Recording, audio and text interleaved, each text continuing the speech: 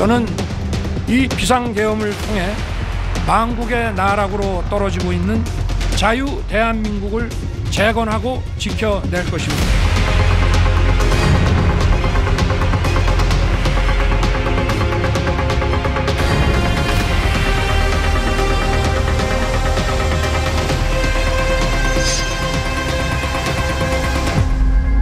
국회의 의결에 따라 대통령은 즉시 비상계엄을 해제해야 합니다.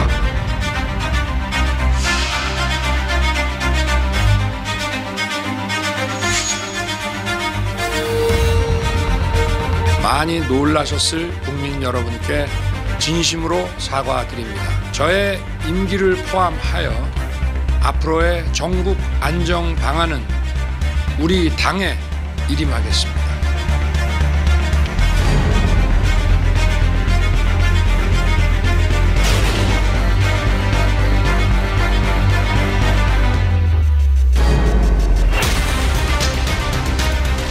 국민의힘은 민주정당이 아닙니다. 국민의힘은 주권자를 배신한 배신정당, 범죄정당입니다.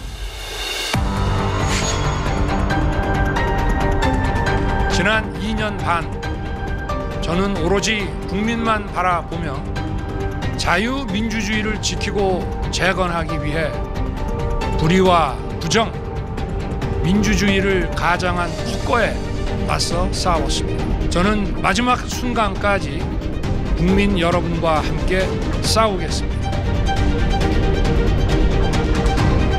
사실상 내란을 자백하는 취지의 내용이었습니다. 저는 당론으로서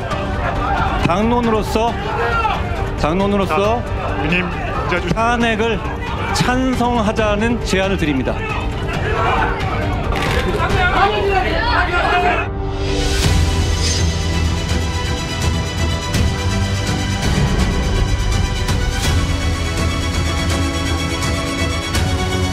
대통령 윤석열 탄핵 소추안은 가결되었음을 선포합니다.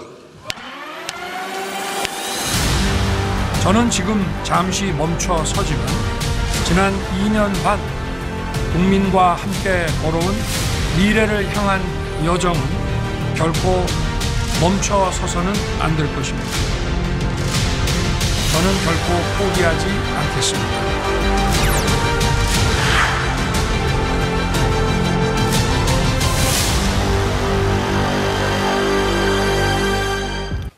안녕하십니까. 정확히 2주 전이었습니다. 대통령의 비상계엄 선포 이후 안 그래도 극한 대치를 이어오던 정치권은 급속히 탄핵 정국으로 빨려 들어갔습니다. 시사기획 창, 오늘은 여야 입장 대변하는 네 분과의 긴급 대담으로 요동치는 전국 상황 짚어드리겠습니다. 안녕하십니까? 안녕하세요. 반갑습니다. 예, 늦은 시간 함께해 주셔서 감사드립니다. 불과 2주 전만 해도요, 이런 주제로 이 자리에서 긴급 대담을 할 거라고는 아마 여기 계신 네 분도 예상을 하지 못하셨을 것 같은데, 자, 조혜진 의원님, 또다시 탄핵 정국을 맡게 됐군요.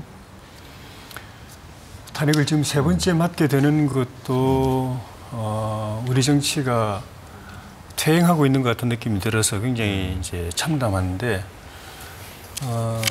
이런 충격적인 사태를 또 당하고도 지난 2주간 진행되어 간 여러 가지 과정들을 보면은 또 당할 것 같은 생각이 들어서, 또 이런 일이 또 있을 것 같은 생각이 들어서 그게 오히려 더 걱정이 깊습니다.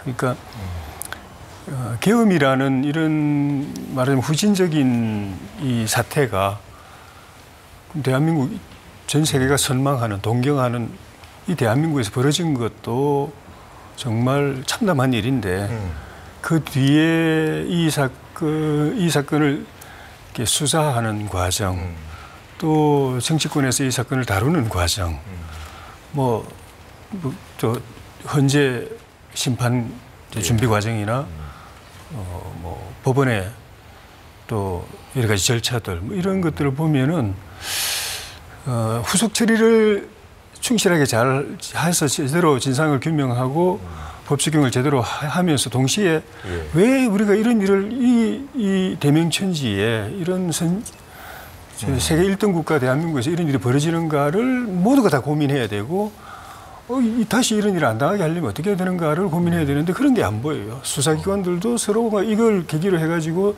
서로 그냥 뭐 주도권 다툼하고 뭐 조직 이기주의에 매몰된 모습 보여주고 국회는 국회대로 이제 곧 이제 대선 다가왔다고 생각하니까 대선 전초전이라고 생각하고 뭐 과거보다 더 아주 격렬하게 부딪히고 이러면은 결국 한 발짝도 사건이 어떻게 처리되든 간에 한 발짝도 못 나가고 또 유사한 사건이 또 벌어질 것 같다는 생각이 들어서 굉장히 좀 걱정스러운 상황입니다. 네, 홍익표 의원님은 지난 2주간의 상황 어떻게 보셨습니까?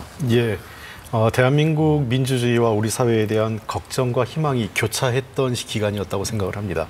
45년 만에 비상계엄이 발동이 됐고 또 그 과정에서 대한민국 우리 시민들과 국회가 한 뜻이 돼서 비상계엄의 위기를 민주주의적 방식으로 잘 헤쳐나간 시기였다고 생각을 합니다.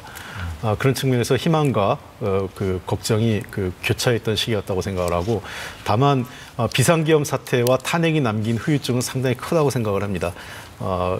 금융시장이 굉장히 흔들리고 있고 민생 경제 역시 굉장히 불안해합니다. 아울러 대한민국의 신인도도 상당히 악화되고 있는 상황이기 때문에 이러한 때일수록 국회와 여야 정치인들이 좀 뜻을 모아서 국민에게 뭔가 희망을 줄 수 있는 미래에 대한 비전과 함께 눈앞에 닥친 위기를 함께 극복할 수 있는 그러한 지혜를 모아야 할 때가 아닌가 생각을 합니다. 그런 측면에서 지난 2주간의 대한민국은 희망과 불안 그리고 미래로 나가는 또 다른 기회를 찾는 시간이 아니었나 생각을 합니다. 예, 지난 2주 동안 정말 그야말로 대혼돈 속에 많은 초유의 일들이 벌어졌죠. 비상계엄 사태 이후에 국민의힘에서는 중진들을 중심으로 해서 탄핵만은 막아야 된다는 목소리를 모았지만 본회의에서 탄핵안은 가결됐습니다. 자, 강전애 위원께 좀 여쭤보겠습니다.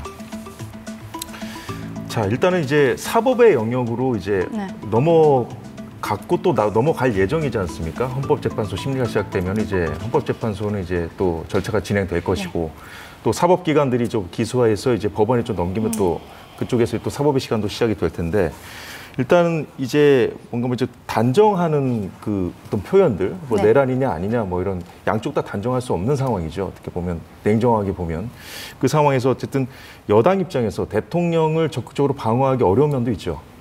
그렇습니다. 아무래도 이번 비상계엄 사태에 있어서는 대통령께서는 행정과 사법이 마비가 되었다. 그래서 결과적으로 어떻게 보면 계엄법에서 정하고 있는 공공의 안녕을 위해서 계엄을 발동한 것이다라고 이야기를 하셨습니다만 그래서 많은 국민들께서는 행정과 사법이 마비되었다는 것에 대해서는 어느 정도 인식을 같이 하실 수 있지만 이게 현저하게 마비가 되었는가? 비상계엄에까지 이르러야 되는 어떠한 전시, 사변, 국가비상사태에 이르는 이러한 상황이었는가에 대해서는 좀 의문을 가지실 수도 있을 것이라 생각합니다. 결과적으로 그 수단이 과하지 않았나라고 생각을 하는데요. 그리고 어쨌든 당시에 우리가 생방송으로서 대통령의 비상계엄 선포 이후에 국회로 계엄군이 진입하는 모습 이것을 보지 않았습니까? 그리고 대한민국 국민들 같은 경우에는 군에 의한 계엄 여기에 대해서 엄청난 트라우마를 가지고 있는데 이 사건, 이 사건 하나뿐만이 아니라 우리의 국가적인, 역사적인 트라우마를 건드린 사건이었다라고 저는 개인적으로 생각을 하거든요. 그렇기 때문에 지금 여당에서도 이게 법적으로 내란죄가 뭐 되는가 안 되는가 이것은 사법의 영역이라고 생각을 합니다. 민주당에서는 이미 단정적으로 이야기를 하고 있지만 그것은 법원에서 판단을 할 문제이지만 군이 이렇게 국회로 들어갔다는 부분들 그리고 국민들께서 정말로 불안에 떨면서 하루하루 힘들게 지내고 계시는 부분들에 대해서는 집권 여당으로서는 정말 굉장히 큰 사죄를 하고 국민들께 다시 한번 여기에 믿어달라고 말씀을 드려야 되는 부분인데 실상 지금 국민의힘의 내부 상황이라는 것은 오히려 국민들께 더 실망을 드리고 국민들의 불안을 더 일으키고 있는 것이 아닌가라고 생각을 하는데요. 여기에 대해서는 반성을 한 모습을 먼저 보여드려야 되지 않을까라고 생각합니다. 네, 자 이승훈 부위원장 말씀 들어보죠. 네, 뭐 살다 별일을 다 당하는 거죠. 국민들 입장에서 보면 정말 이게 현실인가? 서울의 봄에서나 봤던 그 영화의 장면이 대한민국 국회에서 벌어지네? 라고 하는 굉장히 무섭고 절박감을 느꼈을 것 같아요. 그리고 윤석열 대통령이 얼마 전 계엄 얘기가 나왔었는데 국민들이 아니라고 믿었잖아요. 아이 설마 계엄을 하겠어? 근데 그 계엄이 현실화됐기 때문에 국민들은 굉장히 공포에 휩싸였다 이런 말씀 드리고요. 임기 절반이 남은 대통령이 왜 국회를 무력화시키고 사법부까지 통제하고 언론, 출판, 집회, 결사의 자유를 막으려고 했을까라고 생각해 보면 국민들이 이런 얘기를 많이 하세요. 대통령이 술을 많이 먹어서 그런 것 같다. 또는 대통령이 김건희 여사를 방어하기 위해서 그런 것 같다. 이런 얘기들 많이 하시는데 저는 개인적으로는 대통령이 좀 사적 복수심에 좀 사로잡혀 있다. 개인적인 복수심을 공적 기관인 국가기관을 이용해서 자신의 보복력을 채우려고 한 것이 아닌가. 체포 대상 명단을 보면요. 이재명 대표, 야당 대표잖아요. 한동훈 대표, 여당 대표고요. 그다음에 우원식 국회의장, 국회의장입니다. 여당 대표, 야당 대표, 국회의장을 다 잡아들이면 국회 기능은 무력화되는 거 아니겠어요? 그런데 거기에 더해서 김명수 전 대법원장, 그리고 권순일 전 대법관, 그리고 김동연 부장판사까지 잡아들이려고 했다는 것이 지금 속속들이 기사가 나오고 있는데 그러면 사법부까지도 무력화하고 내가 원하는 판결을 받아내겠다는 거잖아요. 도대체 왜 2년 6개월 남은 대통령이 사적 복수심에 사로잡혀서 헌정 질서를 문란하게 하고 이런 사회 교란 행위를 했을까? 여기에 대해서 정말 국민의 한 사람으로서 한탄스럽고요. 그렇기 때문에 대통령에 대한 어떤 신속한 탄핵 절차 그리고 수사가 빨리 진행되어야 되는 것이 그나마 지금 상처받은 국민들에게 위로가 될 것이다 이런 생각이 듭니다. 예, 윤 대통령도 계엄 선포에 놀란 국민들께 사과한다 이렇게 밝혔었죠. 그러면서도 비상계엄을 선포한 데는 그만한 이유가 있었다고 강변한 바 있습니다. 담화 내용 일부 잠시 들어보고 이어가 보겠습니다. 지난 2년 반 동안 거대 야당은 국민이 뽑은 대통령을 인정하지 않고 끌어내리기 위해 퇴진과 탄핵 선동을 멈추지 않았습니다. 하루가 멀다 하고 다수의 힘으로 입법 폭거를 일삼고 오로지 방탄에만 혈안되어 있는 거대 야당의 의회 독재에 맞서 대한민국의 자유민주주의와 헌정 질서를 지키려 했던 것입니다.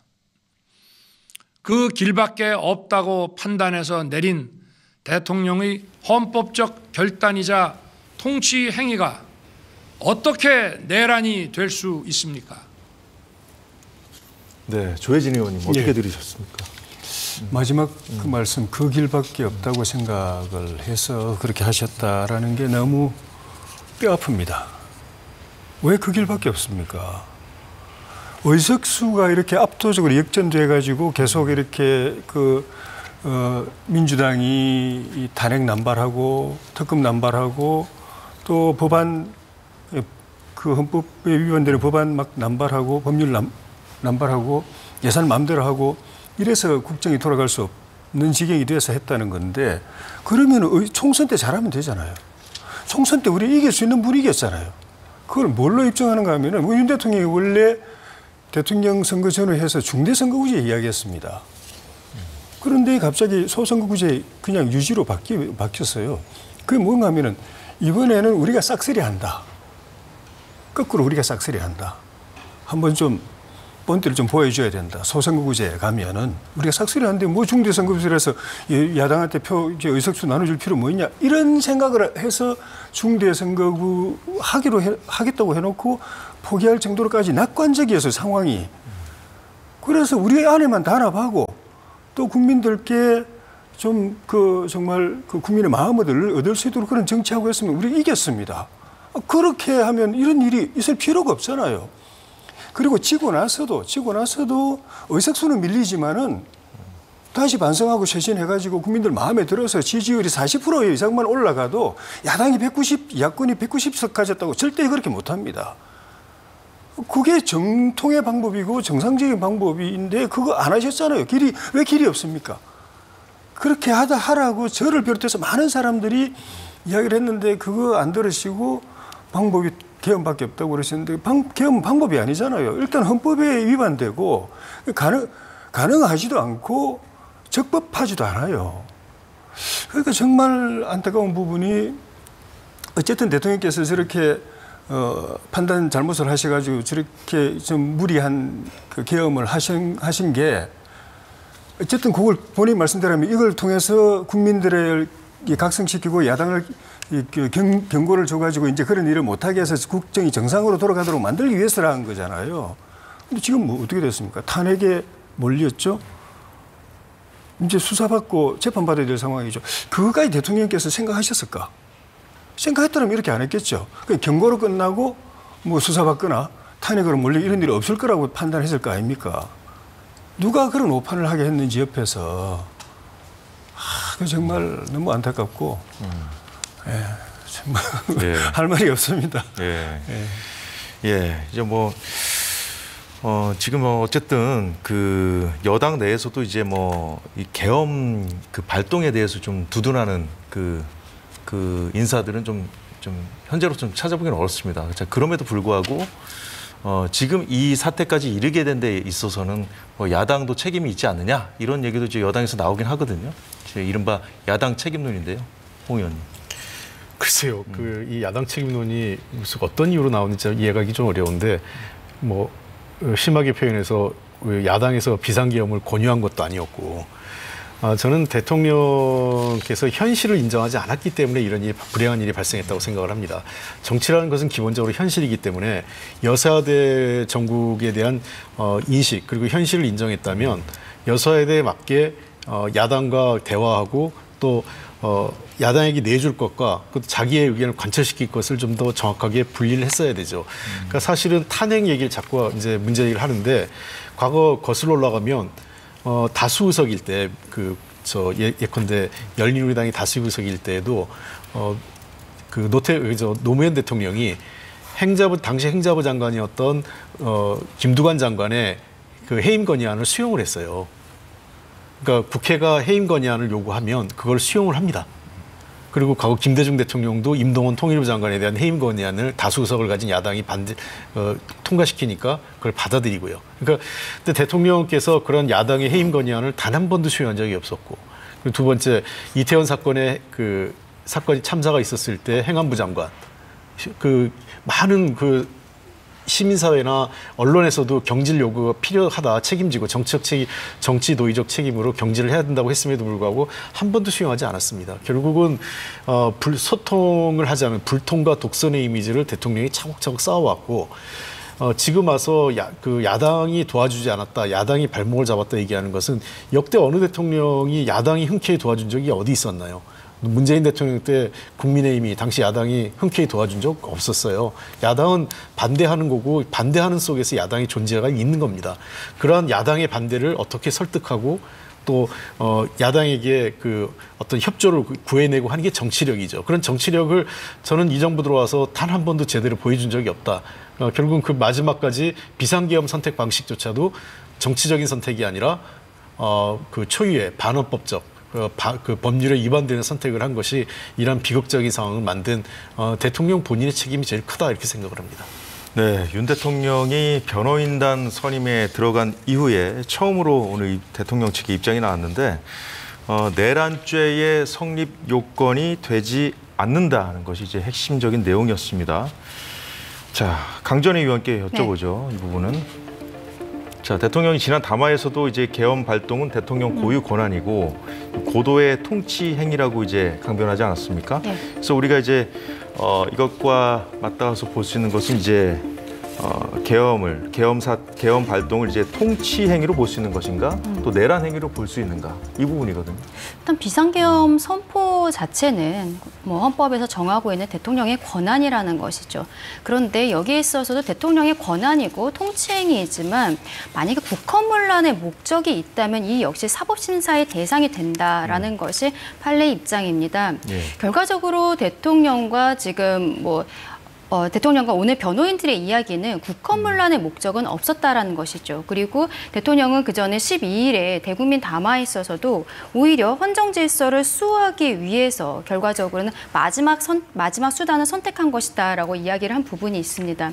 이게 사법심사 과정에 있어서 결국에는 지금 계엄군이 국회로 들어간 부분, 그리고 선관위로 들어간 부분에 있어서 국헌문란의 목적이 되는 것인가, 국헌문란이 되는 것인가에 대해서도 살펴보게 될 것인데, 기본적으로 내란죄라는 것은 국가 권력을 찬탈하기 위한 죄인 것이죠. 그래서 예전에 전두환, 노태우 같은 경우에는 군부였었기 때문에 그 찬탈의 주체가 될 수 있었지만, 대통령 같은 경우에는 이미 그 국가 권력의 정점에 있는 사람입니다. 정점에 있는 사람이 국가 권력을 찬탈하려고 한다? 이 주체 자체가 되게 어렵다라는 것을 오늘 그 변호인의 브리핑에서도 이야기를 하고 있는데요. 앞서 홍 의원님께서 말씀해 주신 내용 잠깐 말씀드리고 싶은 게, 이상민 행안부 장관에 대해서 탄핵안을 발의를 하고 그리고 한 반년 정도 직무 정지되지 않았습니까? 결과적으로는 헌법재판소에서 전원일치된 의견으로서 이게 기각이 되었어요. 탄핵이 되지 않았습니다.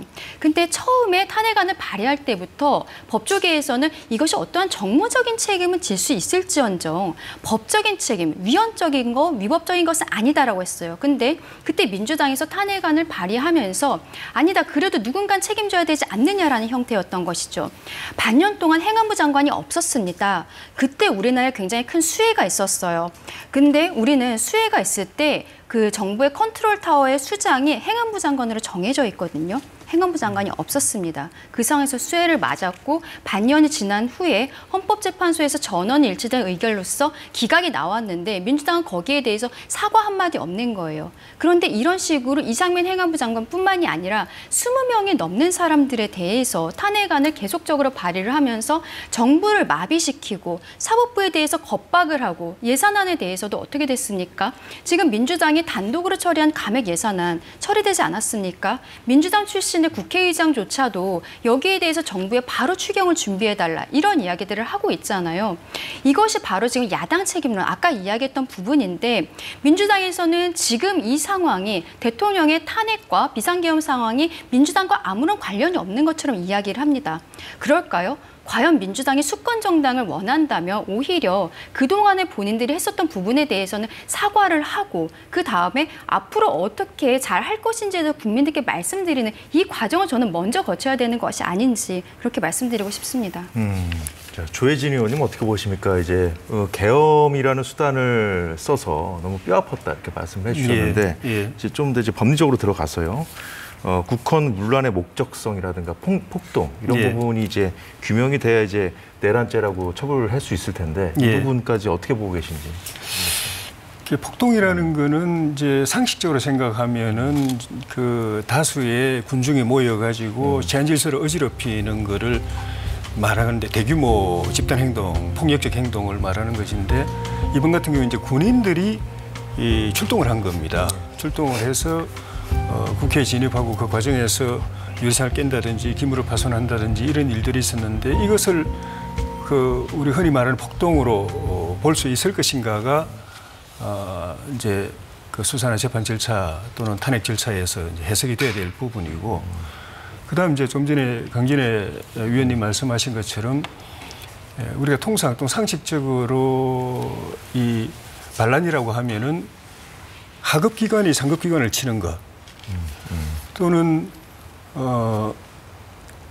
정권의 반대 세력이 정권을 무너뜨리고 그걸 탈취하기 위해서 공격하는 것, 이런 것들이 반란, 우리가 그 상식적으로 알고 있는 반란은 그런 것인데, 이 경우는 정권을 잡고 있는 대통령이 여러 기관 중에 한 기관인 국회의 기능에 대해서 이제 저지하는 행동을 했다.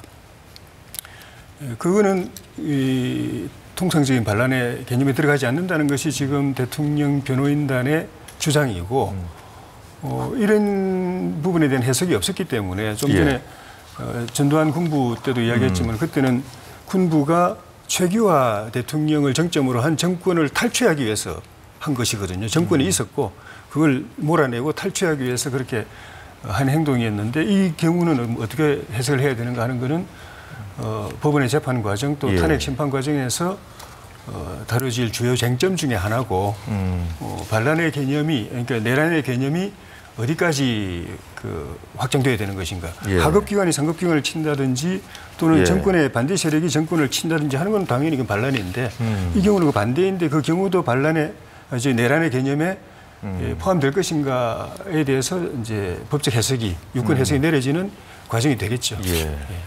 홍익표 의원. 예, 이거는 전혀 다른 얘기인데요. 지금 핵심을 전혀 엉뚱한 대로 잡고 있는 것 같아요. 변호인단이. 우리 헌법 내란죄는 헌법에 기술돼 있는 대로 형법이 지금 헌법하고 기술돼 있지 않습니까? 내란죄 핵심은 국토 참절과 국헌문란 두 개로 돼 있습니다. 그러니까 국토의 일부를 참절해서 했느냐. 근데 이번에 국토 참절 문제는 과연 이제 따져볼 문제가 있겠지만 국헌문란은 명백하게 해당되죠. 국헌문란이 다른 게 아니라 뭐 폭동을 일으켰느냐. 아니면 이미 정권을 가지고 있는데 정권을 뺏으려고 한 건데 내란죄가 성립 안 된다. 이거는 헌법에 나와 있는 내용이 아니에요. 헌법에 있는 것은 국헌문란이라는 것은 헌법에 의해서 작동되고 있는 국가기관을 무력화시키거나 현재 권한을 변경시키려고 할 때 법률에 근거하지 않고 변경시킬 때 그건 국헌문란이 되는 겁니다. 즉 현재 국민이 지난 4월 총선을 통해서 여소야대를 만들었어요. 야당에게 다수 의석을 주고 여당이 소수를 갖게 된 그걸 만들어준 건데 그 여소야대의 국회 질서를 내가 불편하다고 내가 통치하는데 불편하다고 임의로 바꾸기 위해서 계엄령을 동원했고 군대를 국회에 동원한 거거든요. 이게 명백하게 국헌문란 행위고 내란죄에 해당하는 거죠. 폭동이 있었냐 없었냐는 부차적인 문제입니다. 폭동은 그러한 국헌문란 과정에서 발생되는 야기되는 추가되는 범죄일 뿐이지 핵심은 국헌문란이었냐 아니었냐가 더 역시 중요한 거였죠. 이승훈 부위원장도 법률가시니까 한번 말씀. 그러니까 이게 윤석열 대통령이 상식을 뛰어넘는 행위를 하니까 국민들이 좀 이해가 되는 거예요. 이해가 안 되는 거예요. 이거 내란 맞나? 당연히 내란 같은데 이거 정말 내란 맞나? 이렇게 생각하는 거예요. 그게 뭐냐면 우리나라는 대통령이 내란죄와 외환죄를 범할 수가 있어요. 그리고 대통령이 수괴로서 내란죄와 외환죄를 범하면 사형과 무기징역이거든요. 그건 뭐냐면 대통령이 내란죄를 안 된다라고 하는 거하고 잘못됐다는 걸 말해 주는 거예요. 그래서 대통령도 내란죄의 주체가 될 수 있다. 그리고 아니 정권 찬탈을 안 하는데 무슨 내란죄야 이런 얘기를 하잖아요. 우리나라 헌법은 정권 찬탈을 목적으로 하지 않아요. 그건 뭐냐면 그냥 국헌문란 목적이에요. 예를 들어서 국회의 권능을 무력화한다든가 중앙선관위의 권능을 무력화한다든가 이러면 되는 거거든요. 그런데 대통령이 계엄을 선포하고 나서 국회가 계엄을 해제하려고 하니까 바로 그냥 국회의원 끌어내 다 잡아들여 들어가지 못하게 해 군대를 동원했잖아요. 이건 바로 국헌문란인 것이고요. 그다음에 폭동이라는 게 별게 없어요. 폭동이라고 하는 것은 폭행 협박인데 국회에 계엄군을 동원해서 국회의원들이 국회 출입을 막는 거 이것도 폭동의 하나거든요. 그래서 이건 명확히 내란죄에 해당한다라고 말씀드리고요. 통치행위라는 말은요. 주장할 게 없을 때 쓰는 거예요. 근데 통치행위라는 것은 이미 전두환 씨 때 이 통치행위가 인정되지 않았어요. 통치행위다. 그래 좋다. 통치행위다. 그렇지만 통치행위는 절제돼야 된다. 국민을 향해서 총을 쏘거나 이런 형태로 어떤 정권 찬탈을 목적으로 행동을 하면 안 된다라고 했고 그 통치행위는 처벌됐거든요. 그렇기 때문에 뭐 통치행위라는 주장이라든가 정권 찬탈이 아니기 때문에 괜찮다거나 이런 것 자체가 말이 안 되는 것이고요. 결국 윤석열 대통령은 국민과 국회를 향해서 총을 들었기 때문에 내란의 우두머리가 되는 것이고 굉장히 중요한 거죠. 법정형의 사형 무기밖에 없어요. 그만큼 대통령이 가장 하지 않아야 될 가장 큰 죄를 국민들께 저지른 것이다라고 생각하시면 될 것 같습니다. 그 부분에 있어서는 결과적으로 사법부의 판단이 있어야 되는 것이죠. 왜냐하면 진술이 다릅니다. 대통령 같은 경우에는 계엄군이 국회에 들어가게 된 이유가 질서 유지를 위한 것이다라고 이야기를 하고 있잖아요.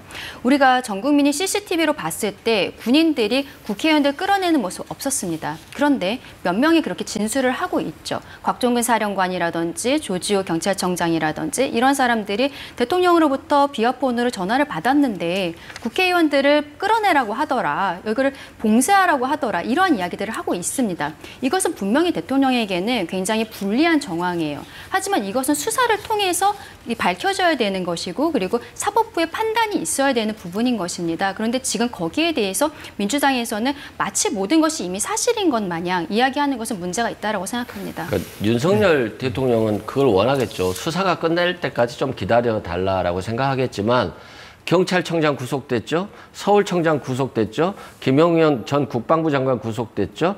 여인영 방첩사령관, 또 그다음에 곽 특전사령관, 수방사 사령관 다 구속됐잖아요. 왜 구속됐겠어요? 결국에는 국헌 문란 목적으로 내란죄를 대통령과 함께 중요 임무를 종사하면서 수행했기 때문이죠. 그리고 그 현장을 국민들이 목격했기 때문에 이건 대법원 판결까지 가지 않아도 탄핵이 될 수밖에 없는 겁니다. 과거에는 국민들이 언론을 통해서 볼 수가 없었지만 그 당시 계엄군이 와서 불법적이고 위헌적인 행동을 하는 걸 국민들이 그냥 유튜브로 실시간 바라보고 있었어요. 그렇기 때문에 윤석열 대통령이 빠져나갈 방법이 없고 결국에는 법의 심판이 며칠 남지 않았다라고 생각됩니다. 자, 아니, 지금 대북 송금 네, 사건으로 이화영 부지사가 구속이 됐고 대장동 사건으로 김만배 등등등이 다 구속이 되어 있어요. 근데 여기에 대해서 이재명 대표가 유죄라고 이야기를 하나요? 그렇지 않잖아요. 사법부의 시간이 지금 하고 있지 않습니까? 지금 민주당에서는 굉장히 좀 잣대를 잘못 들이대고 있는 것이 아닌가라고 생각합니다. 그 문제는 다른 쪽으로 자꾸 끌고 가시네요. 자, 이 정도 하시고요. 저도 그 말씀이 나와서 영장 발부됐잖아요. 그러니까 영장 발부되면 대개 혐의를 기본적으로 인정하는 걸로 되어 있는데 그 본안하고 영장이 틀린 게 유상훈 영장부장판사도 이재명 대표 그때 그 풀어줄 때 그 위증교사죄는 혐의가 소명된다. 소명된다는 건 법정에서 이야기할 때는 인정된다는 이야기거든요. 네. 그랬는데 본안에서는 무죄 나와버렸잖아요. 그래서 그거는 본안에 가봐야 되는 일입니다. 아니 근데 다시 한번 얘기하는데요. 아니 저도 한마디 하는 게 법적으로 이제 저희가 최종적으로 결론 날 때까지는 뭐 이쪽이든 저쪽이든 단정적으로 표현하면 조금 조심하자 이런 말씀이신 것 같아요. 우선 소명이란 말은 중립적인 표현이에요. 그러니까 유죄인지 무죄인지를 단정하는 게 아니라 어떠한 얘기든 그 내용이 밝혀졌다. 그건 피의자, 그러니까 피고 아닙니다. 아니에요. 그래서 법에서 이야기할 때는 그다음에 두 번째. 저희도 마찬가지예요. 최종적으로 법이 그 헌법에서 그러니까 3심 결정이 나기 전까지는 무죄 추정 원칙이 적용되는 게 맞습니다. 다만 저희들은 지금 저희가 토론하는 것은 저희가 사법기관이 아니기 때문에 저희로서는 이러이러한 혐의이기 때문에 유죄라고 본다 이렇게 얘기하는 거지 저희가 그 유죄라고 그 결정하는 사람들이 아니잖아요. 마찬가지로 그쪽에서 강 변호사님도. 그리고 세 번째 우리가 봐야 될 문제는 지금 이 상황에서 그 대통령의 한 행동을 국민들이 다 지켜보셨어요. 그 누구도 변호할 수 없는 상황이에요. 그러니까 어쨌든 그 헌법재판소의 그 판단과 수사기관의 그 수사는 두 개가 병행해서 가는 거예요. 그러니까 수사기관의 결과를 보고 헌법재판소가 해야 될 이유는 없어요. 그 지금까지 그랬듯이 헌법재판소는 헌법재판소대로 판정을 하는 거고 수사기관에 의한 수사에 의해서 기소되고 그 법원의 절차는 그것대로 받는 두 가지가 같이 진행되는 거죠. 예, 알겠습니다. 자, 대통령 탄핵안이 이제 국회에서 가결되면서 헌법재판소의 시간이 시작됐죠. 9인 완전체가 아닌 상태, 그러니까 현재 6인 체제인 상황에서 헌법재판소가 탄핵안을 받게 됐습니다. 그래서 그렇기 때문에 이제 헌법재판소 구도를 놓고 여야 수싸움이 있을 것이라는 예상이 있었는데 예상했던 것보다 더 치열하게 여야 수싸움이 전개되고 있습니다. 과거 황교안 대통령 권한대행도 탄핵안이 헌재에서 최종 인용된 이후에 대법원이 추천한 이선의 헌법재판관을 임명한 전례가 있습니다. 지금은 대통령이 고리 상황이 아닌 직무정지 상황이기 때문에 한덕수 권한대행은 대통령의 탄핵 심판, 탄핵 결정 전까지 헌법재판관을 임명할 수 없습니다. 국민의힘 권성동 원내대표가 조금 전 이상한 이야기를 했습니다. 지금 공석 3인은 국회의 추천 몫입니다. 따라서 국회에서 3인을 추천하면 대통령은 임명 절차만 진행하는 것인데 대통령 직무 정지 시 권한 대행이 임명을 못한다는 것은 말장난에 불과합니다. 네, 권한 대행은 헌법재판관 임명 권한이 없다. 이 같은 여당의 주장. 여당은 이렇게 주장하면서 과거 박근혜 전 대통령 탄핵 당시에 민주당 입장을 소환하고 있습니다. 박근혜 전 대통령에 대한 탄핵 결정, 그러니까 인용으로 결정난 시점은 참고로 2017년 3월 10일이었는데요. 그 당시에 이제 어쨌든 박근혜 전 대통령에 대한 탄핵 결정이 나기 전에 발언이기 때문에 지금 상황과 뭐 크게 다르지 않다 이렇게 볼 수는 있습니다. 근데 지금 화면에 나오는 것처럼 여야의 입장이 뒤바뀌어 있죠. 자, 일단은 앞서 그 영상에서 보신 대로 탄핵 결정 전까지 헌법재판관을 임명할 수 없다는 것이 이제 지금 현재 여당의 오늘 밝힌 입장인데요. 강전혜 변호사님. 네. 네. 지금 권성동 원내대표 그리고 추미애 의원이 과거와 반대되는 이야기들을 하고 있는 것은 사실로 보입니다. 결과적으로 대통령의 권한대행의 권한이 어디까지인지 명문의 규정이 없기 때문에 서로 간에 좀 의견이 달라지는 것이 있는데요. 네. 저는 이 부분에 있어서 결과적으로는 좀 어떤 유권 해석이라든지 이런 것들을 바꾸서 진행해야 되는 것이 아닌가라고 생각을 합니다. 헌법재판소 내부에서도 지금 뭐 고민을 하고 있다라고 하는데 거기에서 결정이 나온다든지 혹은 법제처의 유권 해석을 받는다든지 물론 법제처 유권 해석에 대해서 어떻게 구속이 된다거나 그런 것은 아닙니다. 그런데 문제는 이렇게 사안이 있을 때마다 여야가 좀 다른 이야기들을 하고 국민들은 혼란스러운 것이죠. 그리고 대통령의 탄핵 상황이라는 어떤 초유의 상황에 있어서 누구의 말이 맞는지 잘 알지 못할 때 이럴 때는 어떤 좀 신뢰감 있는 기관의 이야기를 들어보는 것이 필요하지 않을까. 적어도 어떤 뭐 법조 교수들이라든지 이런 토론회를 통해서 좀 이야기가 도출이 되었으면 좋겠는데 저는 지금 민주당에서는 그렇게 할 시간은 없다라고 생각을 합니다. 지금 탄핵도 뭐 180일 안에 결과가 나와야 되는 부분들이 있지만 어떻게 보면은 이재명 대표의 공직선거법 사건도 있기 때문에 민주당 입장에서는 탄핵 심판이 빨리 진행되기를 원할 것이고 그렇다면 6인 체제가 아니라 9인 체제로서 이것을 진행하기를 원할 것으로 보는데 저는 오히려 급할수록 여기에 대해서 찬찬히 가야 한다라는 생각입니다. 네, 민주당 입장에서 지금 빨리 이제 헌재 결정이 좀 나길 기대하고 있을 텐데 일단 당장 뭐 6인 체제로 가긴 그렇고 이제 6인 체제로 갔을 경우에 좀 어떤 좀 불리한 그런 측면이 있나 보죠. 9인 체제로 가자 좀 이런 입장이잖아요. 그러니까 6인 체제로 가면 윤석열 대통령 입장에선 유리하죠. 왜냐하면은 6명이 탄핵을 결정해야지만이 탄핵 결정이 나니까요. 최소한. 근데 헌법재판관이 6명밖에 없으면 모두가 다 탄핵을 결정해야 되는 거잖아요. 한 명만 이탈해도 탄핵이 안 되기 때문에요. 그런데 반대로 생각하면 대통령이 모든 권한을 잃고 국민의 신뢰를 잃어버려가지고 사실상 직무를 할 수 없는 상황인데 그러면 대통령이 아니라면 모르겠습니다만 대통령이 대한민국의 최고 권력자로서 국방을 책임져야 되고 외교를 책임져야 되고 안보를 책임져야 되는데 그러면 누가 하죠? 대통령을 계속 공석 비워넣을 거예요? 6명이니까 못하겠다. 9명 될 때까지 기다리자. 또 6명대로 해라. 이거 다 굉장히 위헌적인 상황들이에요. 그래서 황교안 전 권한대행 때도 그렇게 했어요. 대통령이 추천한 몫은 하지 마라. 그건 뭐냐면 본인이 대통령이 추천해야 될 몫을 권한대행이 추천한다는 건 좀 위헌적이잖아요. 그렇지만 그때 당시에도 대법원장 추천목 이선의 헌법재판관을 임명했어요. 왜 그러냐면 국회에서 인사청문회만 지나가면 사실상 대통령은 도장만 찍어야 되는 상황이에요. 그러니까 이건 당연히 해줘야 되는 것이고 예를 들어서 권성동 원내대표 같은 경우도 그때 당시에는 권한대행이 임명할 수 있다라고 했어요. 이선의 헌법재판관에 대해서는. 그렇기 때문에 지금 권성동 의원이 약간 왜곡하는 것이다. 민주당의 입장은 국회 몫이건 대법원장 몫은 임명하는 것이 맞다라고 보는 것이고요.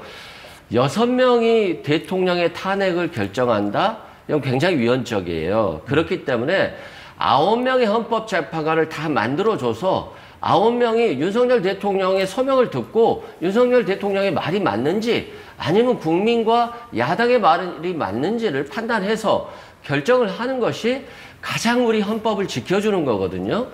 그런데 여당에서 시간 조금 끌어보겠다라고 한두 달 끌어보겠다라고 헌법을 무시하는 어떤 행동들을 한다. 이건 윤석열 대통령을 배신하는 게 아니라 국민을 배신하는 거예요. 그래서 가장 헌법에 충실하는 것들이 국민의힘이 지금 윤석열 대통령이라고 하는 늪에서 빠져나올 수 있는 거다라고 저는 생각합니다. 네, 팩트를 좀 보면은 말씀 좀 들어볼게요. 황교안 대행이 그때 이선희 재판관을 임명하긴 했는데 지금처럼 대통령이 직무정지 상태일 때는 임명을 안 했어요. 예. 탄핵이 헌재에서 인용돼 가지고 대통령직에서 파면되고 나서 대통령이 없는 상황에서 그렇죠. 임명했죠. 그러니까 그때 그때는 이선희 재판관이 대법원장 추천을 2017년 3월 6일인가 했는데 바로 보통 같으면 뭐 그게 권한이 있다면 바로 임명할 텐데 안 하고 있다가 3월 10일에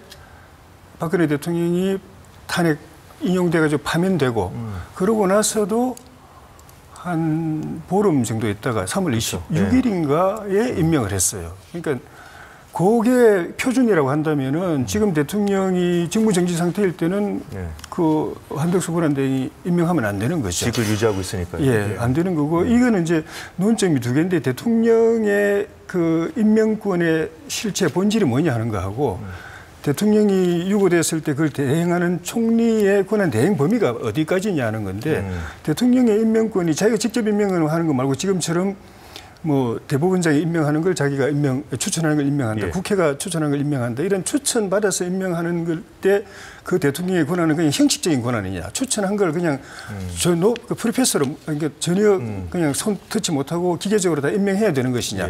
아니면은 거기에도 일정 부분 대통령의 판단이 그 재량이 있느냐라는 그 부분인데 그건 정해진 게 없습니다. 그런데 최민희 방통위원 추천 같은 경우에는 국회가 추천을 했는데도 대통령이 뭐 그 과거에 선거법 위반이 있다든지 또는 정치적 중립에 문제가 있다든지 해서 그걸 거부했거든요. 그게 넘어가 버렸어요. 그때 그 야당이 추천했기 때문에 헌재에다가 권한 쟁송을 하든지 해가지고 이건 대통령 권한이 아니다라고 해서 딱 뭐 그냥 판단을 받았으면 될 텐데 그게 넘어가 버린 바람에 그게 가능한 것처럼 이제 돼버린 거고 그 한덕수 저 권한 대행도 마찬가지죠. 뭐 보통은 이재명 대표는 권한 대행은 그냥 현상 유지 관리만 해야 된다고 그랬는데 사실 그것도 이제 법적으로 정해진 게 없기 때문에 해석으로 하는 것인데 만약에 지금 같은 이런 내란에 해당하는 폭동이 전국적으로 일어났는데 권한 대행이 계엄 선포 안 할 수 있습니까? 전쟁이 벌어졌는데 그 권한 대행이 국고 통수 안 할 수 있습니까? 다 할 수밖에 없는 것이거든요. 그래서 그런 상황에 따라서 다른 부분이기 때문에 권한 대행은 딱 여기까지만 해야 된다. 그 이상은 다 위법이다. 이렇게 단정할 수가 없습니다. 홍표 의원님. 지금 권성동 원내대표가 전혀 그 새로운 주장을 하고 있어요. 법에 없는. 그러니까 권한 대행에 대한 법적 그 권한과 관련돼서 그 거리시하고 사고시를 구분해서 돼 있지 않습니다. 그러니까 권한 대행에 대한 그 역할에서는 적극적인 통치행위를 하지 말라는 거거든요. 그러니까 예를 들면 장관을 추가적으로 임명한다든지 또 헌법기관의 장을 그 헌법기관의 관계자들을 임명한다든지 이런 식으로 적극적으로 하지 말라는 건데, 그러니까 소극적인 형태에서, 그러니까 그 능동적 적극적인 행위가 아니라 그 일반적인 그리고 소극적인 그 통치 행위는 권한 대행이 할 수 있다는 거죠. 그런 의미에서 아까 그 헌법재판소 그 과거 황교안 대행 때 임명했던 경우는 그 거리와 사고의 문제가 아니라 그 당시에 이 사람이 대통령 몫이냐 대법원장 몫이냐가 중요한 판단 기준이었어요. 그 당시에도. 그러니까 지금 헌법재판관의 3인의 경우에는 국회가 추천하고 통상적으로 국회가 여야가 합의된 상태로 추천해서 올리게 되면 대통령이 그냥 사인하고 결재하는 거기 때문에 헌법재판소의 그 어떤 효율적인 운영을 위해서 이건 권한대행이 할 수 있는 거다. 그리고 헌법재판소에서도 이미 공보관을 통해서 가능하다는 입장을 밝혔고요. 그다음에 세 번째, 아까 그 헌법재판소가 6인이냐 9인이냐 이거는 헌법재판소에서 한번 논의를 해서 그 6인으로 할 수 있는지 또는 최악의 경우 6인을 할 수 있는 문제까지 검토하는 거죠. 그러나 대통령 탄핵이라는 중대한 사안이 있기 때문에 가급적 절차적 문제를 최소화하기 위해서 헌법재판소는 9인을 맞춰서 하려고 하는 노력을 그 헌법재판소도 그렇게 하려고 하는 거고 국회도 그러한 상황을 초래하지 않기 위해서 최소한 그 3명을 추가하려고 하는 노력을 같이 진행하고 있는 겁니다. 네, 말씀을 하셨으니까 바로 이어가 보겠습니다. 자, 6인 체제로도 이제 심리는 가능하다고 이제 밝혔고 이제 오늘 밝힌 내용이 심판까지 가능한지 논의해 보겠다 내부적으로. 그런데 이제 결론은 뭐 났는지 안 났는지 뭐 아직까지 발표가 없어서 아직 알려지진 않았는데, 자, 이렇게 되면 만약에 이제 두 가지 선택지가 있는 거잖아요. 이제 6인 체제로 할 것이냐 말 것이냐 두 가지인데, 만약에 6인 체제로 만약에 심판을 할 수 있다 이렇게 하면은 당연히 뭐 야당은 반발할 수밖에 없는 상황인데 어떻게 결론이 날 거라고 보십니까? 그러니까 지금 헌법재판소에서 여기에 대해서 빨리 결론을 내줘야 된다라고 생각을 하는 게요.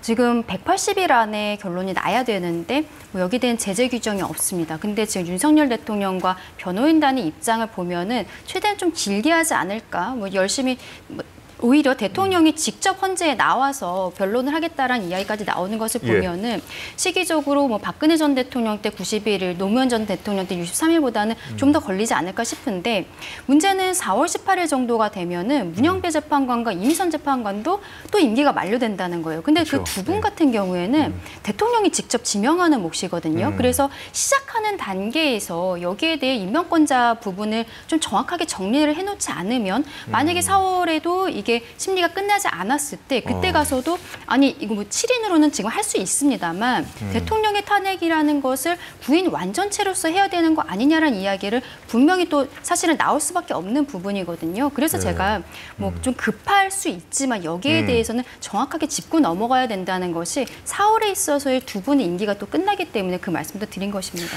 네, 어떻게든 이제 구인 체제를 지금 뭐 완성한다고 하더라도요. 이제 만약에 이 4월 18일 전까지 결론을 못 낼 경우에 그다음에 또 지금 같은 문제, 특히나 그때는 이제 그 강전혜 위원 말씀대로 이제 대통령 몫이기 때문에 그 전에 이 문제를 좀 깔끔하게 좀 정리해야 된다는 그런 말씀인데 이승훈 의원님. 그렇죠. 뭐 4월 18일이 되면 문영두 헌법재판소장님 그리고 이미선 헌법재판관이 임기가 끝나요. 그러면 이건 대통령 몫이기 때문에 권한대행이 더 추천할 수 없다는 문제가 있고 4월 18일까지도 이 결정이 안 나버리면 대통령이 직무정지 상태로 국가가 혼란스러운 상황이 되고요. 대외 신인도라든가 외환이라든가 주식시장 등 이 경제에 심각한 타격이 옵니다. 그렇기 때문에 헌법재판소는 헌법을 수호하는 기관이고요. 또 법적 안정성을 추구하는 기관이기 때문에 심리를 해야 됩니다. 그런데 헌법은 7인 심리가 원칙이에요. 그리고 6인 이상이 결정하는 게 원칙입니다. 그런데 이진숙 방통위원장 때문에 아니 지금 헌법재판관이 6명밖에 없는데 그러면 내 직무가 계속 정지되는 것이냐라고 따진 거죠. 그래서 이제 헌법재판소에서 지금 이런 경우에는 7인 심리를 해놓은 것은 효력을 정지하겠다라고 해서 6명이 심리가 된 거거든요. 그래서 6명이 심리는 뭐 가능하다고 봅니다. 그런데 대한민국의 대통령을 탄핵하는 결정을 하는데 9명의 헌법재판관이 있는데 그중에 6명이서 심리를 하고 6명이 결정한다는 게 훨씬 더 위헌적인 상황이에요. 그럼 헌법재판관이라고 하는 것은 헌법재판은 헌법 수호기관이기 때문에 최대한 헌법에 맞게 하려고 하는 것이에요. 그래서 9명의 헌법재판관을 채워라. 이건 국회 추천 몫이기 때문에 그래서 9명이 심리하고 6명 이상의 결정으로 하는 게 맞기 때문에 저는 국민의힘에서 적극적으로 이 부분에 대해서 동의해야 된다고 생각을 해요. 윤석열 대통령이 정말 너무나도 괴이한 계엄을 선포했고 이게 국민들에게는 충격이었고 그 심리적 충격을 넘어서서 경제, 외교, 안보 모든 거에 충격이 오고 있고요. 또 트럼프 정부가 들어섰는데 누가 나설 겁니까? 그만큼 최소한 국민의힘이 계엄에 동조하지 않고 국민을 생각한다라고 한다면 헌법재판소 기능을 합법적으로 합헌적으로 맞춰주는 게 국민에 대한 도리다라고 생각합니다. 근데 그러려면은 권한대행이 대통령 몫의 헌법재판관도 임명할 수 있다라고 인정을 해줘야 되거든요. 만약에 지금 말씀처럼 3월 달에 김형두 재판관 그만두게 되고 4월에 문영배, 이미선 재판관 그만두게 되면 또 3명이 빠집니다. 3명을 추가로 임명한다고 해도 또 3명이 빠져서 또 6인 체제로. 2명이 빠집니다. 아니요. 3명, 3월에 저 김형두 재판관 빠지고 그다음에 두 분이 4월에 빠지고 3명 빠지고. 제가 알기로는 그렇게 알고 있는데 원칙을 정하지 않으면 계속해서 문제가 벌어질 수 있다. 지금 3명을 해서 9명을 맞춰줘도 그분들이 빠진 때까지 결정이 안 나오면 또 6명이 되는데 그러면 그 6명으로 해도 되느냐? 아니면 반드시 9명으로 해야 된다. 9명으로 해야 되면은 그 상황에서 권한대행도 임명할 수 있다라고 지금 이야기를 그건 동의를 해줘야 되는 것이고 권한대행을 임명할 권한이 없다고 해놓아 버리면 그때는 6명 돼도 그냥 6명으로 가야 되는 겁니다. 아니 근데 저희 그때 꼭 9명이 다 해야 된다는 거 아닙니다. 박근혜 대통령 때도요 8명이 했어요. 그래서 그 최대한 저희가 헌법재판관을 좀 더 그 충분히 9명에 맞춰주려고 노력을 하는 거지 꼭 9명이 해야만 합헌이고 9명이 안 되면 위헌이다 이건 아닙니다. 그 헌법재판 그 6명이 결국은 그 9명이 하든 8명이 하든 7명이 하든 6명의 동의가 있어야 인용이 되는 거 아니겠습니까? 그런 측면에서 지난 박근혜 대통령 당시에도 대통령 뭐 1명을 제외한 8명이 해서 8대 그때는 8명 전원이 찬성해서 인용됐지 않습니까? 그런 측면에서 헌법재판소가 여러 가지 헌법재판관의 여러 그 임기나 이런 걸 감안해서 적절한 시기에 저는 이 헌법재판소의 판단이 이루어질 것으로 생각합니다. 네, 저희가 이제 밖에서 팩트 체크를 해보니까 그 2명 재판관만 이제 내년 4월에 임기가 2명이 김행도 만료되는 것이 재판관은 맞다고 합니다. 김행도 재판관은 좀 많이 남은 것 같습니다. 29년이라고. 그래서 4월 18일에 4월 18일에 2명 그만두시죠. 어쨌든 차후에 이제 결론이 난 다음에 절차적 정당성에 대한 논란이 벌어지지 않도록 아무리 어려운 시국이지만 이제 이 부분에서만큼 이제 여야가 좀 합의를 이끌어낼 수 있을지 뭐 지켜봐야겠습니다. 자, 이런 상황에서 이제 수사기관들도 이제 경쟁적으로 윤 대통령에 대한 수사를 진행하고 있는 상황이죠. 사정기관들, 수사기관들을 향해서 하는 걸로 들리는 듯한 그런 발언을 윤 대통령이 담화에서 한 적이 있는데 이 부분 잠시 들어보겠습니다. 지금 여기저기서 광란에 칼춤을 추는 사람들은 나라가 이 상태에 오기까지 어디서 도대체 무엇을 했습니까? 대한민국의 상황이 위태롭고 위기에 놓여 있다는 생각도 전혀 하지 않았다는 말입니까? 네, 이 이후에요, 강전혜 의원님. 네. 저 오히려 수사기관들은 뭐 지금 오늘 같은 경우는 검찰도 강제 신병, 그러니까 현직 대통령에 대한 강제 신병 확보까지 검토하고 있다 이렇게 나오고 있거든요. 예. 이게 법적으로 문제가 없는 겁니까, 이런 부분들은? 대통령의 경우에도 내란죄의 경우에는 불소추 특권이 없는 상황이기 때문에 그 사건과 관련해서는 원칙적으로는 어떤 신병 확보라든지 이런 것도 가능해 보입니다. 다만 지금 뭐 김용현 전 국방부 장관이라든지 이런 사람들은 긴급 체포를 거치고 그 이후에 정식 구속영장 청구가 돼서 지금 감금이 되어 있는 상황인데요. 긴급 체포 같은 경우는 좀 어려울 것으로 좀 개인적으로 생각을 합니다. 왜냐하면은 법원의 영장을 받기 어려운 좀 긴급한 상황에 한 48시간 정도 수사기관이 신병을 확보할 수 있는 제도인데 대통령은 지금 직무는 정지되어 있는 상황이지만 경호라든지 이런 예우는 그대로 받고 있는 상황이거든요. 그럼 경호처와의 어떤 분쟁 같은 것들이 좀 예상이 되는 부분들이 있습니다. 오히려 법원에서 정식으로 영장을 발부받아서 신병을 확보하는 것은 좀 어느 정도 지금 노력을 할 것이라고 생각을 합니다. 지금 경찰이랑 검찰에서 소환을 지금 통보를 하고 있지 않습니까? 특히 검찰 같은 경우에는요. 1차 소환 통보를 11일에 했고 그때는 언론에 브리핑을 하지 않았었죠. 15일 10시까지 나오라고 했는데 오지 않았다라는 것을 15일 날 저녁에 언론을 통해서 알렸는데 그때 정당한 사유가 없었다라는 워딩을 썼어요. 근데 정당한 사유라는 단어 자체가 형사소송법에서 체포영장을 발부할 수 있을 때 쓰는 단어거든요. 그래서 그때 법조계에서는 2차 소환도 지금 한다라고 하는데 21일 날로 이야기를 했다라고 하죠. 그러면 여기에 있어서 계속적으로 소환에 불응했을 때는 영장을 청구할 수 있겠구나라고 지금 보고 있고 오늘 대통령의 변호인단도 브리핑 과정에서 이러한 신병 확보라든지 이런 부분을 봐야 되기 때문에 탄핵 심판과 형사 사건에 있어서 변호인단을 따로 구성하겠다는 이야기도 하고 있거든요. 그 말은 지금 대통령도 이미 피의자의 신분이지 않습니까? 아직까지 한 번도 소환 조사를 받진 않았지만 형사 사건에 있어서는 이미 여러 장의 고발장이 들어와서 피의자 신분이라는 것을 경찰에서도 이미 밝힌 바가 있는데 실질적으로 법조계에서는 경찰이랑 검찰이 계속적으로 소환을 몇 차례 해보고 그리고서는 만약에 계속적으로 불응하는 경우에는 영장을 신청을 하고 그러면은 법원에서 이제 발부가 결정이 나는데 그 과정까지 갈 수도 있겠다라고 지금 보고 있는 상황입니다. 자, 이승훈 부위원장 어떻게 보십니까? 이제 수사기관에서 이제 기소를 하면은 법원의 판단도 이제 나올 텐데 이제 헌법재판소의 판단도 이제 나중에 나올 것이고 어디가 더 빨리 결론을 낼지 모르겠습니다만. 헌법재판소에서 뭐 기각이 날 수도 있는 것이고 이 상황에서 지금 수사기관들이 대통령에 대한 그 강제 신병 확보, 강제 수사 가능성 있다, 할 수 있다, 검토할 수 있다 이런 얘기 나오는 것. 굉장히 빠르게 강제 수사를 할 것 같아요. 아마 뭐 이르면 다음 주에도 할 수 있을 것 같고요. 저는 이제 윤석열 대통령이 자발적으로 수사를 받으러 나왔다라고 한다면 그 수사 때 긴급 체포를 하고 바로 뭐 체포영장을 발부할 수도 있을 것 같고요.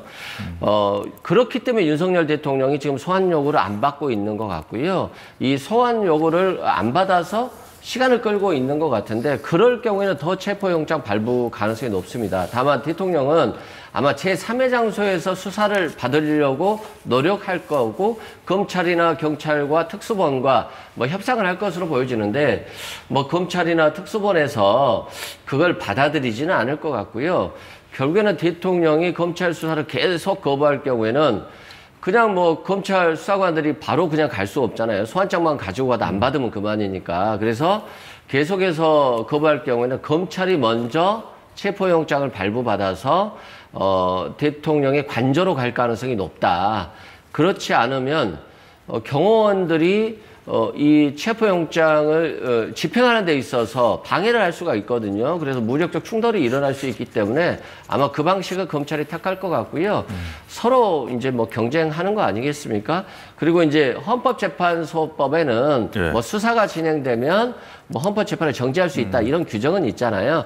그렇지만 헌법재판이 가장 중요한 건 헌법수호와 법적 안정성이고 대통령이라고 하는 것은 국가의 최고 권력자이기 때문에 이 최고 권력자의 직무정지 상태가 오래 지속되면 안 되거든요. 국가적으로 불행한 일이기 때문에 결국에는 헌법재판소가 뭐 형사재판 절차가 진행된다고 해서 정지하지 않고 신속하게 헌법재판 결정을 할 거예요. 그래서 동시에 진행될 가능성이 높다고 보시는 거예요? 그럼? 그래서 헌법재판이 신속하게 진행돼서 탄핵 결정이 먼저 나올 거라고 생각되고요. 물론 이제 대통령의 구속은 먼저 되겠지만 판결은 1심, 2심, 3심이 있잖아요. 그런 건 뭐 그런 뭐 확정 판결은 오래 걸리겠지만 뭐 긴급 체포도 얼마 뭐 오래 걸리지 않을 것 같습니다.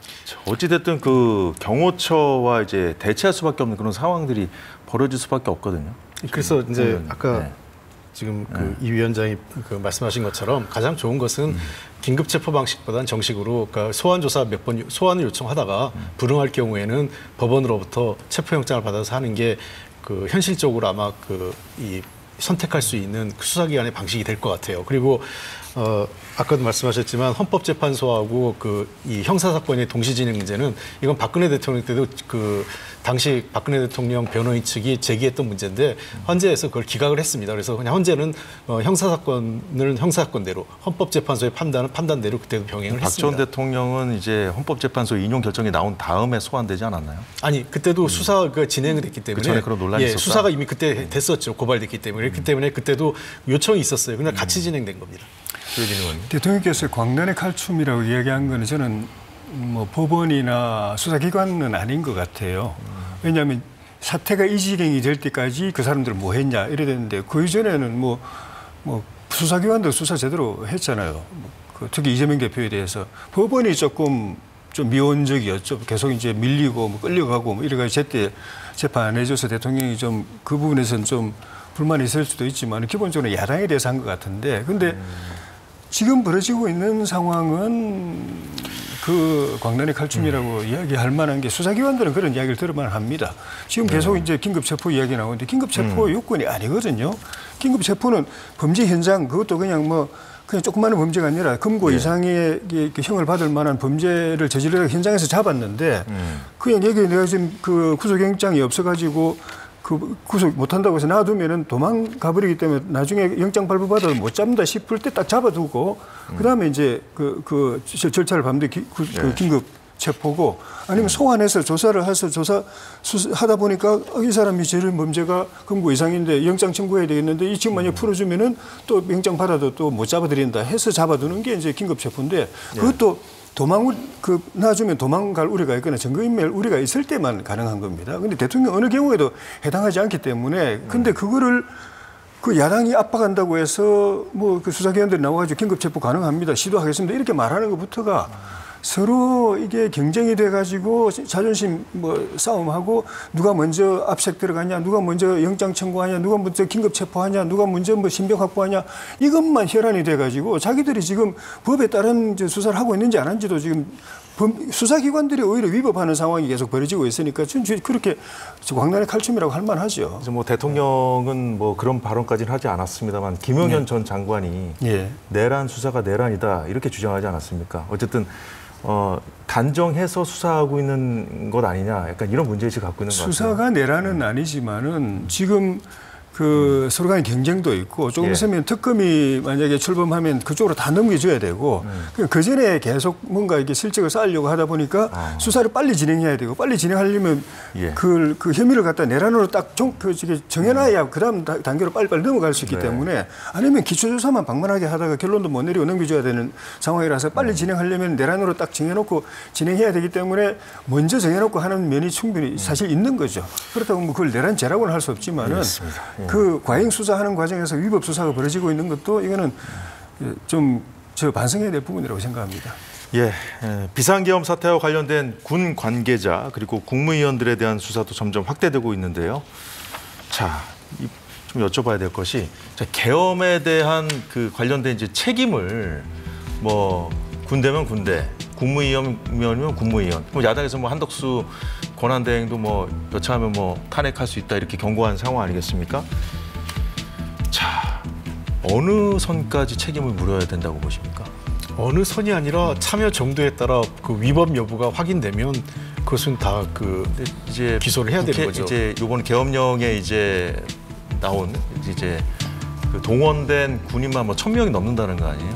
그러니까 단순 명령 이행자하고 어떤 지휘관으로서 자기의 스스로 어떤 자율적 판단의 영역이 있는 사람하고 좀 다르겠죠. 예를 들면 뭐 부사관이나 또는 뭐 위관급 장교들한테까지 책임을 다 묻기는 어려울 거예요. 물론 현장에서 민간인을 폭행했거나 기물을 파손했을 때는 책임을 물을 수밖에 없죠. 그러나 그렇지 않은 경우에는 그 단순히 현장에 있었다고 해서 책임을 묻기는 어렵지만 최소한 지휘관이라고 할 때는 일종한 영관급 이상의 장교들이라고 할 수 있겠죠.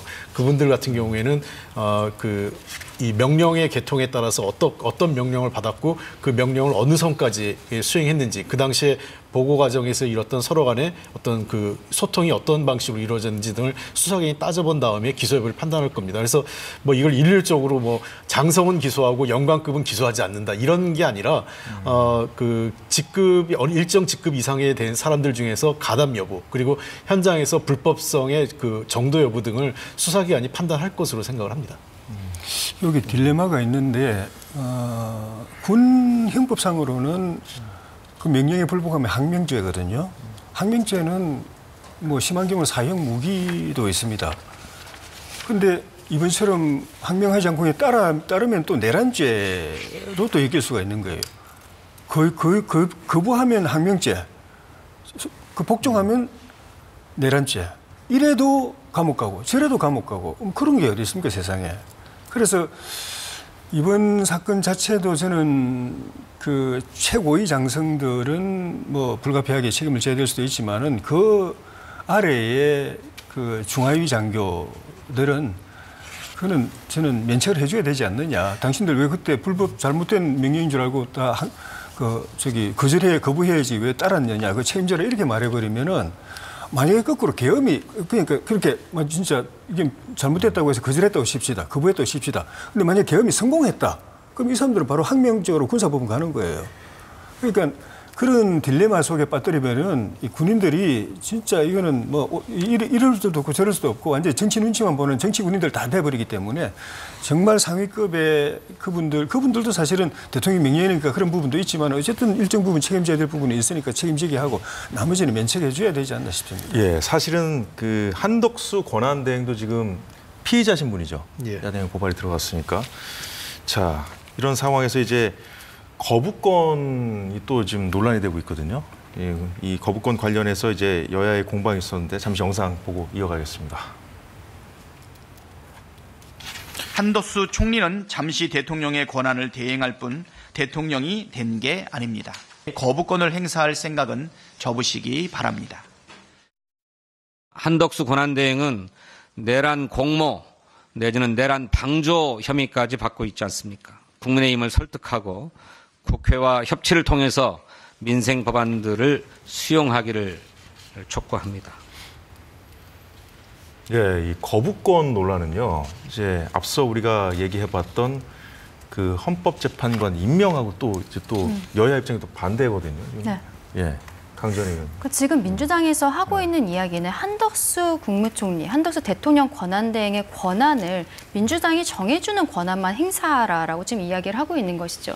헌법재판소 재판관에 대해서는 우리가 앞서 이야기를 했지만 이 사람들 임명할 수 있는가에 대해서 그리고 나중에 4월이 됐을 때 대통령 임명 몫에 대해서는 어떻게 할 것인가 정리되지 않았는데도 불구하고 빨리 임명을 하라는 거예요. 그런데 반대로 제2요구권의 경우에는 지금 올라온 것들에 대해서 이런 것들을 현상 유지만 할 수 있는 권한이 있으니까 제2요구를 절대 하면 안 된다라고 이야기를 하면서 마치 한덕수 국무총리가 여기에 대해서 제2요구권 행사하면은 당신에 대해서도 탄핵소추안을 발의하겠다라는 형태로 협박을 하고 있는 것이죠. 그러면 정부에서는 무엇을 할 수 있는 것입니까? 지금 민주당이 완전히 거대 야당으로서 모든 법안을 다 발의를 할 수가 있다는 거예요. 그러면 여기에 대해서 아무것도 제2요구권 행사할 수 없다는 것은 민주당이 입법부를 넘어서 행정부도 모두 장악을 하겠다는 것 다름 아니거든요. 이러한 상황들, 그러면서 국정안정협의체라는 것을 만들어서 지금 제안을 하고 있죠. 처음에는 일주일 전에는 한덕수 국무총리와 그때 국민의힘에서 일주일에 한 번씩 협의를 하겠다, 국정에 대해서 이야기를 하니까 그때 이재명 대표가 제2의 내란이다 이러한 얘기를 하면서 왜 위헌 위법한 거 하려고 하냐고 이야기하더니 바로 본인은 기자회견을 열어서 국정안정협의체를 하겠다라는 것이죠. 지금 민주당과 이재명 대표가 하는 이야기는 지금 이 탄핵 국면에 있어서 본인들이 한덕수 국무총리를 볼모 삼아서 그 권한을 뒤에서 첩정하겠다 이런 것에 다름 아니다라고 말씀드리고 싶습니다. 자, 이 문제와 관련해서는 이승훈 부위원장 반론을 들어보겠습니다. 네, 뭐 좀 오해가 있으신 것 같은데요. 국정안전협의체는 여당 대표, 야당 대표 그리고 국무총리, 대통령 권한대행이 같이 하자는 거고요. 저번처럼 한덕수 총리와 그 한동훈 대표 같은 경우는 마치 한동훈 대표가 대통령의 권력을 이양받아서 한덕수 국무총리와 같이 하는 양식이기 때문에 위헌적이다라고 말씀드리고요. 국정안전협의체는 여야가 같이 하는 거니까 굉장히 합헌적인 국정을 안정시킬 요량이다. 그러니까 전혀 문제가 없다고 생각되고요. 한덕수 국무총리는 대통령 권한대행이잖아요. 근데 헌법이나 법률에는 대통령 권한대행의 권리 행사를 막는 방법은 없어요. 다만 대통령 권한 대행은 국민이 선출한 권력이 아닌데 그 권한 대행이 대통령의 권한을 적극적이고 능동적으로 행사하는 것들이 그렇게 합헌적이지 않다라고 하는 것이 헌법학계의 다수설이기 때문에 한덕수 총리에게 야당이 요구는 할 수 있어요. 그렇지만 한덕수 총리가 어떤 결정을 하냐는 또 한덕수 총리의 결정 몫이 있는 거거든요. 그래서 아직은 한덕수 총리가 지금 피의자 입장이지만 병원과 관련해서 어떤 역할을 했고 어떤 잘못을 범했는지가 정확히 나오지 않았기 때문에 민주당 입장에서는 한덕수 총리에 대해서 탄핵을 하지 않는 것이고요. 또 이게 국정 안정에 도움이 될 거라고 생각해서 그런 것입니다. 그래서 저는 한덕수 총리가 경험이 있는 분이기 때문에 여야의 의견을 잘 들어서 현명하게 결정할 것이고 그 대통령의 권한 행사를 적극적 능동적으로는 하지 않을 것이다 라고 생각합니다. 네, 시간이 거의 다 돼서 마지막으로 한 가지 더 좀 짚어보도록 하겠습니다. 자, 헌법재판소가 만약 탄핵을 인용한다면 내년 조기 대선이 치러질 가능성도 제기되고 있습니다. 자, 여당은 이런 상황에서 이재명 대표의 사법 리스크를 재점화하고 있는 상황인데요. 자, 이 상황에서 이제 선거법 위반 재판 같은 경우에는 여당이 뭐 고의 지연시키고 있다 이런 비판을 하지 않았습니까? 그 상황에서 사실상 항소심 재판부에서 강제 재판을 하겠다는 그런 취지로 오늘 좀 입장을 냈거든요. 자, 앞으로 이재명 대표의 그 사법의 시간은 어떻게 흘러갈 것인가 이 부분에 대해서 두 분 말씀 좀 들어보겠습니다. 조혜진 의원님. 법은 뭐 만인에게 공평해야 되지만 특히 이 사건 같은 경우에는 윤석열 대통령과 이재명 대표에게 당연히 공평해야 되고 그것이 기울어지거나 편파적으로 적용돼서 어떤 사람에게는 엄격하게 적용되고 어떤 사람은 봐주고 이래가지고 이 국법 질서가 완전히 이렇게 뒤엉키게 되면은 그때부터는 이게 이 탄핵이나 이 재판이 이 그 사건 종결이 아니라 새로운 비극의 시작이 될 수가 있습니다. 국민들이 반대로 쫙 쪼개져 가지고 싸우게 되고 그 상황에서 조기 대선이 치러지면 조기 대선이 거의 내전 수준으로 저는 갈 것이기 때문에 그런 점에서 헌법재판소도 신속하고 정확하게 탄핵하겠다고 한 것처럼 법원도 신속하고 정확하게 재판을 이재명 대표 재판을 해야 되고 둘 다 양쪽이 공평하게 그렇게 진행되면은 윤석열 대통령 탄핵은 길면 5월까지 끝내게 돼 있고 이재명 대표의 형사재판은 길면 4월 안에 끝나게 되어 있습니다. 그걸 국민들이 다 지켜보고 있습니다. 그래서 이 점에서는 그동안에 법원이 이재명 대표의 재판 지연에 많이 휘둘려 가지고 흔히 말하는 이게 사법정의가 제대로 구현이 안 돼서 많은 사람들이 불신을 가지고 있는 부분을 인식을 하고 법원의 판결이 재판이 신속하고 엄정하게 되느냐 안 되느냐가 단순히 법원의 존폐의 문제가 아니라 나라의 운명이 걸렸다는 걸 인식을 하고 대법원장부터 딱 나서가지고 참치 차질 없이 진행되도록 그렇게 독려를 해야 될 것 같습니다. 끝으로 홍익표 의원님 말씀 들어보겠습니다. 사실 자꾸 정치권에서 헌법재판소든 법원이든 재판을 신속하게 하라고 얘기하는 것 자체가 그렇게 저는 불필요하다고 생각을 해요. 도리어 지금의 주문하는 것은 재판을 공정하고 정확하게 해달라고 하는 게 더 핵심이라고 생각을 합니다. 왜냐하면 탄핵이라는 건 대통령에 대한 헌법적인 판단을 통해서 대통령의 직무를 중단시킬 거냐 말 거냐 굉장히 중요한 판단이기 때문에 저는 굉장히 중요하게 엄정하고 공정하게 정확하게 하는 게 핵심이라고 생각하고 마찬가지로 이재명 대표 건도 그렇습니다. 여당에서 굳이 빨리 해라. 저는 법원이 알아서 판단할 수 있도록 법원에서 원리 원칙에 따라서 해달라고 주문하는 것이 맞지 이것을 특정인의 재판을 신속하게 처리해달라고 하는 것 자체가 법원의 정치적 중립성을 해치는 방식이라고 생각합니다. 그래서 법원에 대해서도 원리 원칙에 따라서 특정 어떤 사람에 대한 재판도 원리 원칙에 따라 입각해서 제대로 정확하게 해달라고 얘기하는 것이 맞다고 생각을 합니다. 예, 알겠습니다. 요즘은 정말 하루하루가 혼돈의 연속인데요. 정치권도 사법기관도 또 언론도 모두가 어느 때보다 냉정하게 정도를 가야 할 때가 아닌가 싶습니다. 시사기획창 긴급대담 여기서 마치겠습니다. 늦은 밤까지 시청해주신 여러분 고맙습니다.